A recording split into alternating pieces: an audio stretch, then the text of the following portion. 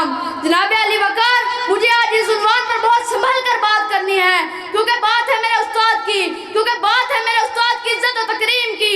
अदब भी करीना है मोहब्बत के करीनों में, अदब भी करीना है मोहब्बत के करीनों में, उस्ताद भी एक नगीना है जन्नत के नगीनों में। जनाब अली वकार, तालिबे इल्म और उस्ताज़ा का रिश्ता तमाम रिश्तों में मुकद्दस और पाकीज़ा होता है।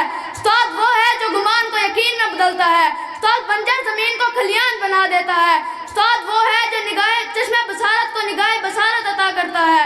उस्ताद वो है जो जुल्मत के शोबों में सूरज निकालता है।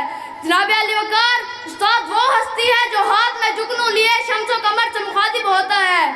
ये मेहर ताबा से जाके कह दो कि अपनी किरणों को गिन के रख लें, ये मेहर ताबा से जाके कह दो कि अपनी किरणों को गिन के रख लें। मैं अपने सहरा के जर्रे जर्रे को खुद चमकना सिखा रहा हूँ। जनाब अली वकार, इमाम गजाली फरमाते हैं, मेरे हकीकी वालिदैन ने मुझे आसमान से ज़मीन पर पहुँचा दिया, लेकिन मेरे रूहानी वालिदैन ने मुझे ज़मीन से उठाकर आसमान की बुलंदियों तक पहुँचा दिया।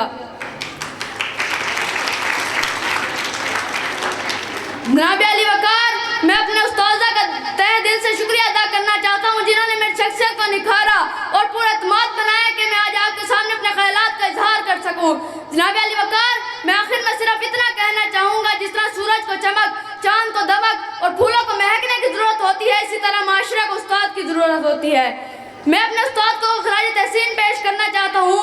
पेशवा रूहे पेशवा है तू इमाम, पेशवा रूहे पेशवा है तू इमाम, तेरी अजमत तेरी रफ़त को सलाम। ए मेरे उस्ताद तू है ज़िशान, ए मेरे उस्ताद तू है ज़िशान, तेरी अजमत तेरी रफ़त को सलाम।